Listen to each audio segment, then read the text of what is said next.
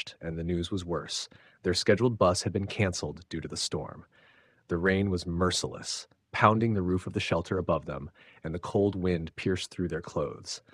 They waited, watching as others slowly gave up and left. Hours dragged by, and the bus stand emptied, leaving only a few determined travelers.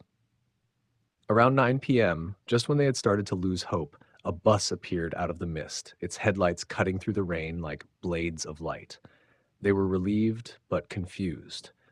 The bus looked old, almost forgotten by time, and inside there were no passengers, only the driver and a conductor, both silent, both avoiding eye contact. The group hesitated. The rain was still falling hard, and there were no other options. They stepped in, finding seats near the middle of the bus, by trying to shake off the growing feeling of discomfort. The bus started moving, its engine groaning as it turned onto a narrow road leading into the forest. The road was completely deserted, lined with tall trees that swayed under the force of the wind. The only sounds were the rhythmic splash of the tires against water and the occasional thunder rumbling in the distance. No one spoke. It felt as though the darkness outside was seeping into the bus itself. Then, after nearly an hour of silence and tension, the bus slowed down and came to a sudden halt. The conductor stood up and, in a strangely calm voice, said the name of the stop: Midnight. That one word sent a chill down their spines.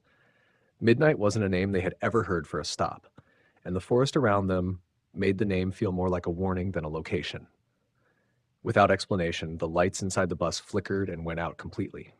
The engine remained on, humming softly, but everything else was cloaked in darkness.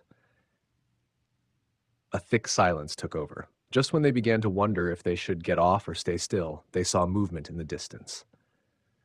Through the rain-blurred window, a couple appeared, running desperately toward the bus. They were soaked to the skin, the man holding a child tightly in his arms while the woman followed close behind. Their faces were filled with fear, but it was not just from the storm. It looked like they were running from something. They banged on the bus door, pleading to be let in. The driver didn't move.